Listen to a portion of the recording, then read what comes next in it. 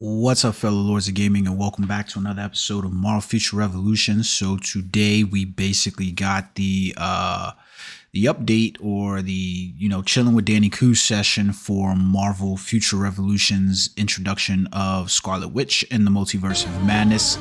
I can't say exactly what it is that struck me the most about this update that's coming.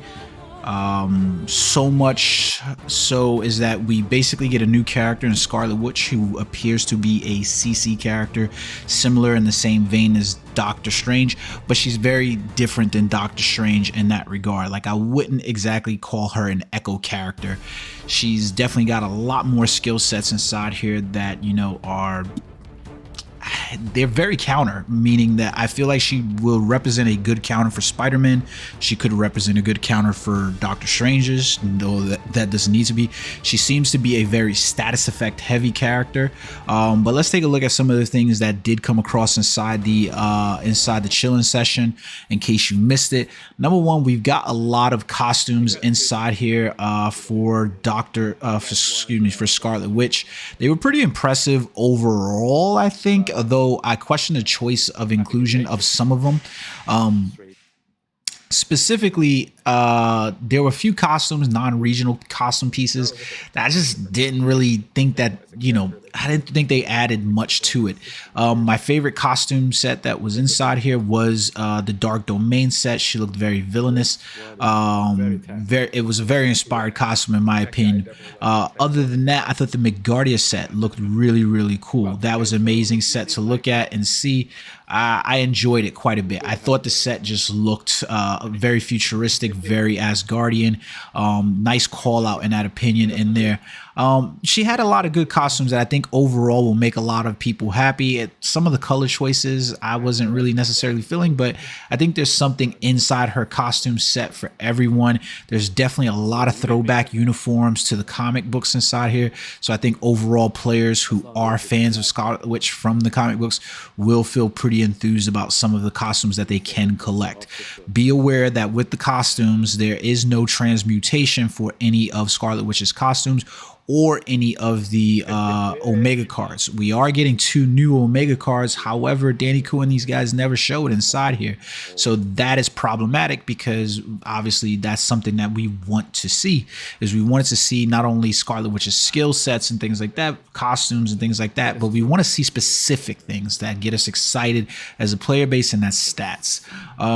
We did get to see some of that with relation to the skill sets, and let's jump into that part of the video right here. Because we spent a lot of time of the stream just focused on the look of Scarlet Witch. To be honest with you, I don't know how I felt about that, because I was like, you can see we were at about 36 minutes into this before we ever even touched on any of Scarlet Witch's actual, skill sets. There seems to be 3 different class skills that we have inside here. They're based around Hex Energy, Witchcraft, and then Chaos. Chaos Magic seems to be focused more around status effects built up in PvP damage, and Hex Energy seems to be more focused on applying things like curses and stuff like that, or whatever. So your enemy not able to use dodge. Yeah, Danny mentions this, and I thought this was really cool, because there's a status effect that she is going to apply. So I feel like she's going to be probably, I know that, Star-Lord and Storm are definitely, they're very status effect characters that have these stack effects, but I feel like the way her kit looks is going to be like the first one that we actually see that is going to pan out, where it's going to be like really status effect, where it's like, make sure you get that status effect accuracy up there. The thing is that when Danny shows off the skills, we don't really get a good picture of the skills in total, because he doesn't show across all the skills. He's kind of showing across a lot of the skills that the developers are recommending that we use. The bad part about this, that I don't mind that they've added in the developer recommended skills, is just the fact that you've created 32 skills. They should all be somewhat viable. If you're just going to create a skill pool that you say this and this is here, and we know these are the best in slot skills, Now you're taking away from it a little bit. But I feel like she's got enough in her kit to invite a lot of theory crafting and stuff like that. So yeah, the other skill besides Curse that removes the dodge is going to be, I can't remember what he says, but it's another skill that basically increases the cooldown rate. So why they would specifically, other than, you know, the tie-in to the Multiverse of Madness, without trying to spoil anything, necessarily, you know, be an antithesis to Doctor Strange's cooldown effect, she has another list of skills that help out with that by they increase the cooldown times on player skills. I think that's going to help out immensely across the board for her, you know, because she's going to be delaying the way you attack her, especially since she also has some skills inside her specialization kit that block you from applying status effects to her. So it should be interesting. But she definitely looks like a Spider-Man Doctor Strange kind of counter inside the game, unfortunately. But there's a lot of skills inside here. I think all of the skills have some really genuinely good looking effects. You can definitely tell they've taken time to make sure that she is not an echo character to Doctor Strange, which is good, which is really good. Because, you know, if we would have just got an echo character, I think it would have looked bad. So you can see here inside one of her skills, Chaos Magic, here we can see that she applies damage over time for 5 seconds. When a skill lands, it applies damage relative to 13% of attack per second. It also increases stamina consumption by 30% when using a skill. So that's what it's applying to this character. So this is really cool, right? Because we're seeing a little bit difference in here. She's going to have status effects that range the gamut on you. So they're going to be things that are going to hinder players across the board depending on how you kit her out. Because when we look at stamina is one of those things that I've constantly pinged on about Doctor Strange, specifically because of the way he works with cooldown effects, where any character that's going to be relying on that stamina, you know, is going to be looking at, hey, well, I've got my cooldown, so you're not only hitting me once if you increase my cooldown, but if you increase my stamina consumption by 30% when I use a skill, then you're also going to be hitting me twice again, because even if my cooldown is up, if you hit my stamina, I might not be able to use a skill that costs 50 stamina or something like that in order to use, because you've effectively made me double up on that skill. So I'm interested to see how that plays across with the stamina consumption and the cooldown increase and the dodge rate decrease. It's a counter to a lot of things. I'm really concerned though about how it will pan out when she comes across a quick, hard-hitting character like Iron Man. Will he nullify a lot of what it is that she brings to the table, or will this work out? Because, you know, you hit out a character with like Iron Man and you can roll through certain effects, you really wipe the board with her. Same thing for a character like Black Widow, where she can hit hard and fast and not rely so much on those. So it'll be interesting to see. I think it's better served to look at her skills not in this vacuum of the way Danny Cood explains her.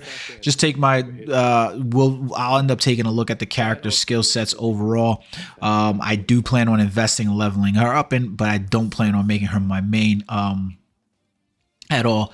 So you can see even here with the language of demise, I think he said this was a PvP related skill where it inflicts curse of constraint, which when the skill lands, you can see here, it decreases the attack for 6 seconds when cursed attack targets use an attack skill, and it deal damage equal to 19.1% of attack when cursed target uses skills. There was a lot of text inside her skills. So like just getting this off to see it, she looks like she's going to be a very, very PvP oriented character. I think that's the difference in how the crowd control is going to work, is that from my summation, most of this looks like it's going to hit and affect the PvP scene more than it will affect the PvE. So maybe what we'll have is 2 control characters in there, where Doctor Strange is largely PvE oriented and Scarlet Witch is going to be PvP oriented, unless she just supremely usurps him because she has the talent to do so across the board in PvE and PvP. You know, 2 one way, half a dozen another. But I think a lot of players are going to look at some of these skills that she has, and they're going to definitely be excited about being able to play around with a toolkit that is offering a lot of diversity, and people are going to be able to come up with varying builds that are probably going to potentially help them out a lot against some of the meta characters inside the game.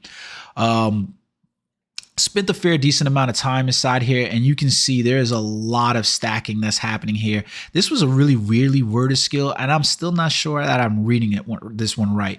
But Shape of Terror basically had like the increased attack by 5% for 5 seconds, which a max stack of 5. So what my thought was like 25.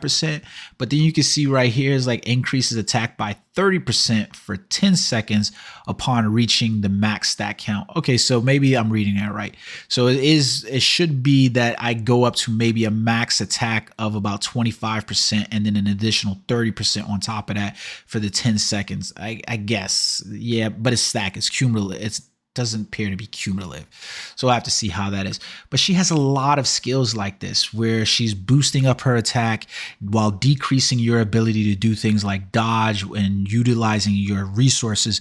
So I feel like anytime that you're coming up against Scarlet Witch, there's going to be a lot of technical mechanics that's played in here. As long as the character plays out the way that it looks like it's supposed to be played, she can be very, very interesting. I'm looking forward to seeing how she plays that. Like I said, I'm a little excited about her, not extremely, because, you know, I am a Doctor Strange player and she pretty much looks like she's snuffing out this dude, like serving up a major ball of shut the fuck up, dude. I don't know what you're doing here. So it could be interesting no matter how you look at it.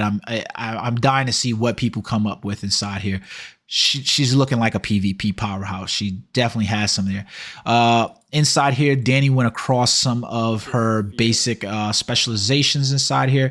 The specializations, they definitely have their own unique flair. They are not reminiscent of Echo. I think she has one specialization here that I could say, hey, this looked like another thing. Like you can see the status effect accuracy rate. This was definitely a Hex Magic, was definitely a call out to like some of the Doctor Strange's status effect accuracies, which were pretty much useless. But I feel like that is going to be something that's used. Hex Magic, Essence of Aptitude, increases all damage dealt to supervillains. This is obviously a PvE skill, which Danny alluded to. Hex is pretty much like your PvE things, and your Chaos and your Witchcraft were PvP. So he alluded to that. So as long as you have a status effect, you can see how this is working, where she's going to be very status effect laden. So I'm dying to see how this is going to play out inside here. Dying to see how it increase targets skill cooldown by 3 seconds. There's a lot inside her kit in terms of specializations here. I'm not going to spend the time going across all this because I'll definitely make a video breaking down each of these things. You know, we'll get back to doing a good, bad, and the ugly, but she definitely has a lot inside her toolkit. She definitely looks like, you know, the tool chest character. Pick it out, pull it out, and use it at will. It's going to be very interesting to see a lot of the theory crafting, like I said. Spent quite a good time talking about her various specializations and things like that inside here. I wanted to get more into some of the other gameplay aspects, which Danny didn't seem like he really wanted to go into. After they did this, they kind of went into some playing inside the training ground areas, which, to be perfectly honest with me, I could deal without. I don't really want to see how she performs against NPC characters. For future, I hope that they don't do this. I would have preferred to see a PvP built character being shown off in PvP against other characters, or, you know, even if that was, you know, pre-filmed or something like that. I think it would have been better off having that more so than, you know, seeing her battle off against, you know, these characters. It just doesn't really make sense. That's my opinion, but, you know, some people might feel differently about that. Now, this part was really cool. I loved it, but I want to see what the stats are going to be. So there's going to be new costumes for Scarlet Witch and for, well, I guess they're not new costumes, but Doctor Strange is also getting a new costume, and is pretty much what we thought it was. Is going to be his zombie costume inside here. Now, the really cool thing is that this costume is going to be available for the free, because we're going to be able to earn it through the Epic Invasion as we collect invasion fragments or something like that, they said. Very weird looking Doctor Strange because he doesn't look like the previous Doctor Strange that we had in here. I'm not understanding that. Like, it looks weird. It just doesn't look like the Doctor Strange that they've had inside there. But this is great. It'd be even cooler if maybe some of his skill enhancements and stuff like that change. Now, they don't mention what the cost on these uniforms will be if they were going to be available in the shop at like 5-star, 6-star, something like that, or whatever the costumes. And we also didn't get to see some of the other things as well. So weird enough to see that we don't get a mention necessarily of like the, you know, of those shop level events inside there. I would have loved to see those. Overall, man, I was having some serious hard times with the score. That just looks amazing. Strange Encounter. It looks weird. If you haven't seen Marvel Multiverse of Madness, go and see it. It is a ode to Sam Raimi and his zombie horror stuff like that. So it'd be really cool. In this epic invasion, you're gonna have to fight his other quote unquote minions. Danny has all the enthusiasm of a rock. Sometimes, like, just to give you a flavor like what you look like. Yeah. So this is cool to see too. So when we going back over here to the specifically to this part where we're selecting the power levels inside. I'm trying to pull that up so that way you can see it. What do you look like? Is that you can see here that we're still within that recommended power cap. Now, I like the fact that we're going along this way, and you can see that the minimum is still out here about 1.5, and you can see the recommended is still up there about like 1.7, something like that or whatever. This is good to see because I think with the squad-based battling that this is going to add an element for players to be able to get to a point where we can see a character has been utilized and built and is available to you for a set duration where you can then say, okay, maybe I can take a break from leveling up this character and I can turn to leveling up another character and get them here. So that way I'm not overly investing. Let's be honest, the investment wheel that you need to hit for certain things is going to be largely dependent upon PvP. If you want to fight against other players and you want to hit those 2 million caps or, 2.5 million, 3 whatever, you know what I mean? Like once you get to a certain level in terms of power for a character, it's good for the content that's in the game at that point until the power creep happens again. But the power creep is always available to you inside the PvP modes. So seeing the recommended minimum power caps, this is a good thing. That's my feelings on it. If it wasn't, I think we'd be in danger. Now, the battle badges, they look very similar to some of the battle badges from the Magneto event, where basically hitting something, having something target will basically say I hit my max damage hit, then that gives me a bonus to something like stamina, or hitting a critical hit, will give me more attack. Like that is the typical battle badges inside here. How difficult this is actually going to pan out and be, this is going to be the question. But from looking at this stuff, this is definitely going to require a little bit more than, I hope that it's not the one-shot mechanic necessarily, but it does look like it's going to require a little bit more than, you simply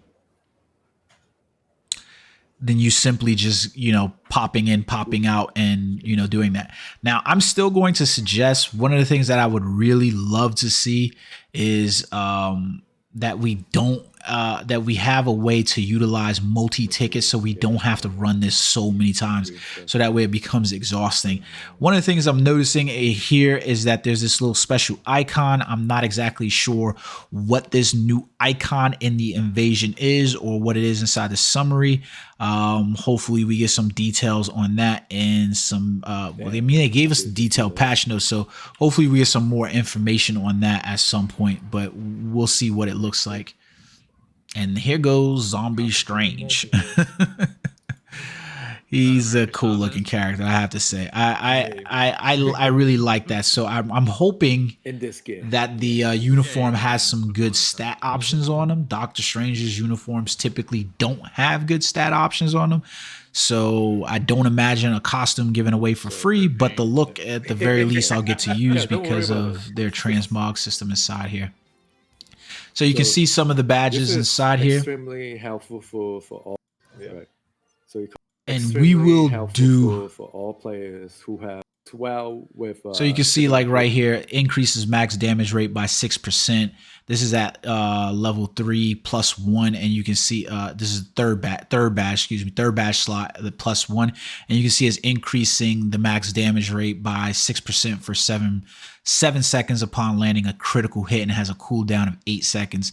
Now they of course got this maxed out over here with 2 freaking defense pierce badges, 2 green slots. How many of us are really getting that now? Defense and dodge not necessarily so great inside there, but we'll go more into depth inside in terms of these badges. Now, one of the things I wanted to point out is this event. And this is going to be a 7-week log-in event where basically on week 1, you're going to get 10 costume draw tickets, all the way leading to week 4, 5, 6, and 7, which have the really good rewards. A 4-star special companion box, a 6-star core box, a draw ticket selection box of 10, and a 6-star special costume box, special selection costume box. Those are great rewards.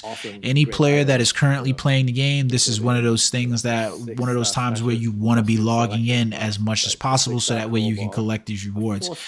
These 2 right here, week 2, week 3, whatever. It is what it is. That's basically the way I look at them. So a lot of events that they are saying that they're planning on coming up with, we'll see what they have. I'm kind of excited about some of the content that they've got coming out, and I'm looking forward to it. Let me know how you feel in the comment section below. Until next time, peace.